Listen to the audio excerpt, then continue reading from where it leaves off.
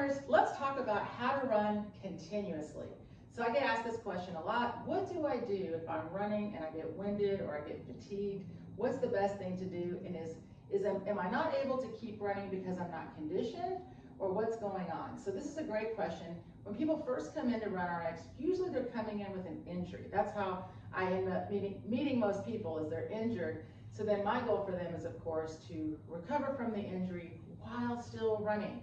And this is what I'm going to talk about. For continuous running, you really first have to run one step correctly, and then you can keep repeating. Because running is really the same movement over and over and over again.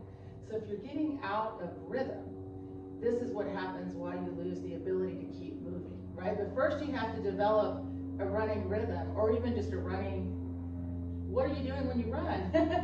I just did a running session with someone, and I meet new people all the time, which is fantastic.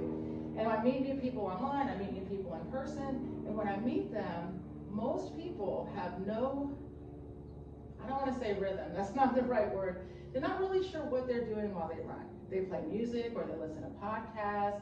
So they're definitely like using some kind of rhythm, if you will. So we're going to talk about that in a minute. But when I ask you, what is your running action? This is usually where people don't understand. So if I say, well, if I asked you, when you are running, what are you doing, right? What are you doing while you run? What helps you create that rhythm? And many of you will answer things like, well, I again, listen to music, listen to a podcast, maybe you work on your breathing. I have a lot of people tell me that they work on breathing. And then if I ask you or ask the runner, what do you do to run easy versus like running hard? I hear this a lot. You should go out and run easy or run hard. Well, what changes? What are you changing in your running to make it easier or harder? And the answer I usually get is, well, I try to move my legs faster, or I pump my arms. So there's always some kind of, in the mind of the runner, if I'm going to run faster, I should move my body faster, my arms and legs. And then if I want to run slower, then I should move my arms and legs slower. So the problem with that is the slower you move your body, the more impact you have, the more, the more pressure on your joints, the more the stress is everything. You're on the ground longer. So then you're not really running anymore. You're just kind of holding yourself on the ground. So let's just talk about running for a minute. What is running? So running is actually free falling. That's the coolest part. Running itself, running is your body is actually falling forward and you're on one foot. This is huge. So I'm falling forward, balanced on one foot. And what is the action? Here my body's free falling through space. What do? You pull your foot up. And then that's how you travel forward. So when you start to understand what is running, well, running is when your body is going through space, forward, any direction you want, whatever you want, up, down, side to side, doesn't matter. But the body is free falling, holding itself in balance. This is running, and then you pull your foot, and that is how that free fall continues. And then in order to be able to do that free fall, I need to be in a specific position. This is where it gets fun. If I'm holding all the time this position, it's called the running pose, figure 4, then my body, when it recovers this position on the ground, is going to fall forward. This is that optimal position for my body to fall forward. My job is to pull the foot up, up, up. So then if I start working on each element of the gait cycle, the pose, the fall, the pull, then I start to put it together. Pose, fall, pull, pose, fall, pull. Well then go. You're just going to repeat that same cycle over and over. And as long as you can hold your pose, which is really holding your upper body in line, keeping that knee bent when you're on the ground, and holding your foot, you can keep running. So now you're like, oh, okay, this is a little bit different than maybe what I've been doing, right? Most people, like I said, when they're running, they're not thinking about the action of running, they're thinking about the end of running, like how fast they're going, how many miles they're going to go, things like that, rather than what am I doing while I'm running? Which is why a lot of times when we get a running injury or when we get winded, we're not quite sure why or what to do. So then we'll stretch, or, honestly, if you're really winded, just stop a second and breathe, right? So I make the breath part of my running, but the first thing I do is work on my running. And I want to say something, you can learn to run, and you should learn to run in a really small space. So I'm standing here on a mat, so you can see my feet, because I'm wearing black shoes. But I use a doorway all the time. And when I coach online and I teach my Zoom classes, we are all here like this. And I tell people, as long as you have a mat full of space, that you can do 3 pulls, which is generally a doorway, you can learn how to run and then take that run as far as you want. So let's go over that first, like I showed you very quickly. And we have so many videos on the how to get into your ready stance, so important. Before I run, what am I about to do? I'm about to go running. Have you checked that your knees are bent? Can you check your line? All those things in my ready stance. Then I have to know I'm going running. So for running, I need to be able to hold my running pose. And then what's my running action is pulling. So we work on the action of pulling. And definitely go through the how-to video so that you can get there, right? This is the biggest part that people miss and why I want you to use a doorway. How do I travel forward? This is where the rhythm gets confusing for people. Because in place, you're like, all right, I got it, all right.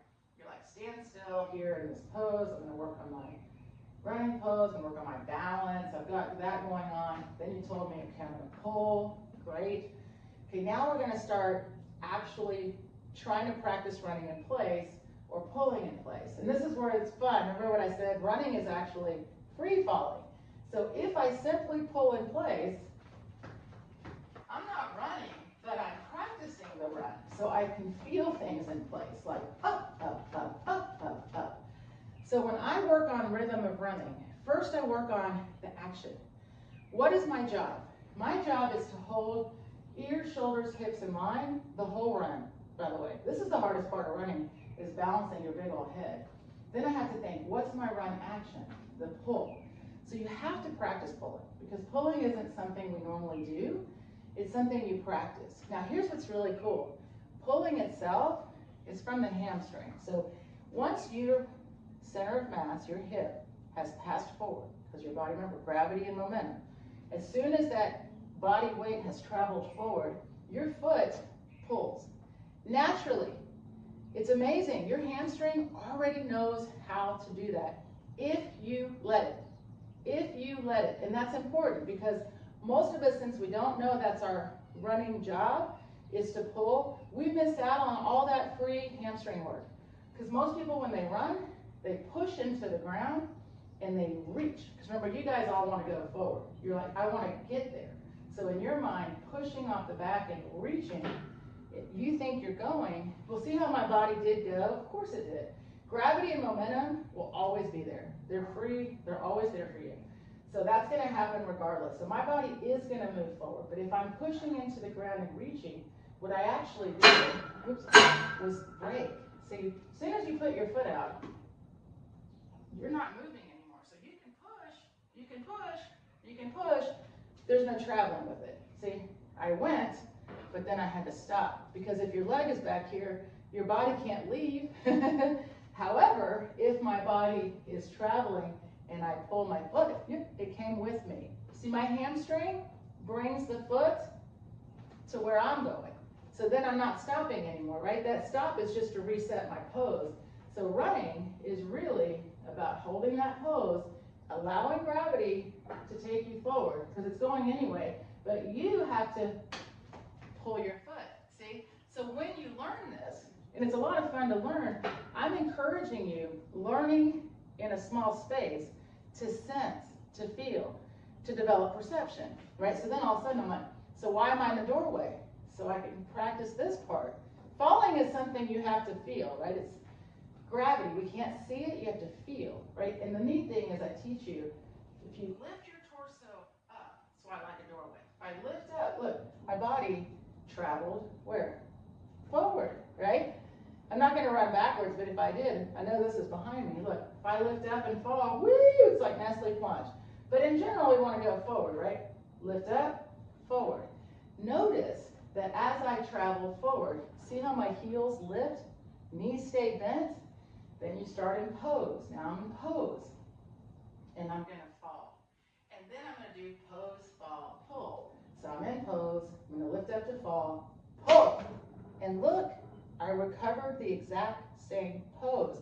So that means I'm ready to fall and pull again. So then I'm gonna build you up to 2, right? I'm gonna go a little further back and we're gonna do 2. So that means I'm gonna lift up. As soon as I start to fall, up, up. You see? 2 pulls. Can you see I'm traveling? Sure. Now, this is when we work into the rhythm. It's called the triple pull. We're gonna do 3 pulls, okay? So you're gonna start in your pose. Remember, we're gonna lift up to travel. 3 pulls, here we go. Up, up, up. And then I'm stopping myself, right, with the door frame.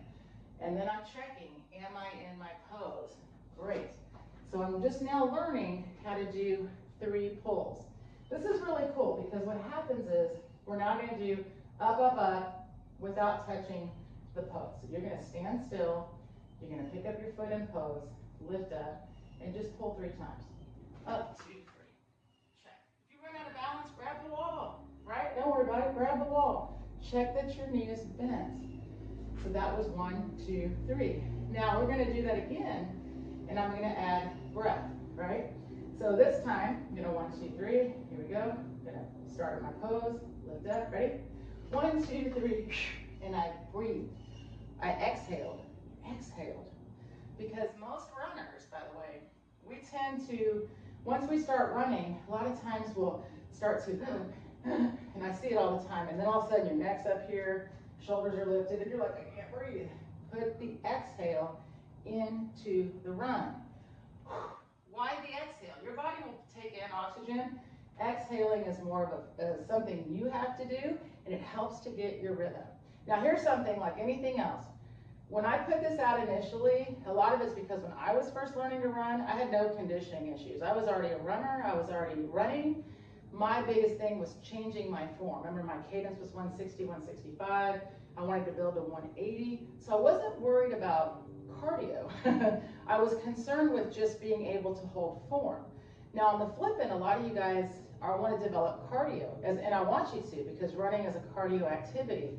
So once you put the breathing in to the practice, then it just becomes natural. Just like using your hamstring, guys. Once you learn how to use your hamstring, it's so simple because you're letting the hamstring do the work. You don't have to do it. But in your practice, it's you learning, right, in the beginning. And then you start to let some of that go. Well, just like your breath, if you put it into your practice in the beginning, then as you start to get more confident, more comfortable, more conditioned, your breathing is just part of your running, because running itself is really natural. But we have to get back to that natural place. So I do up, up, up, exhale. I'm very big into the outs. And then the funny thing is, a lot of people will say to me, I like to exhale and then up, up, up. That's great. The rhythm is a 4 count. Up, 2, 3, 4, up, 2, 3, 4. Okay, so that's the next part. How do I get into that rhythm? If you start your run like fully posed, this will always be a drill, just so you know.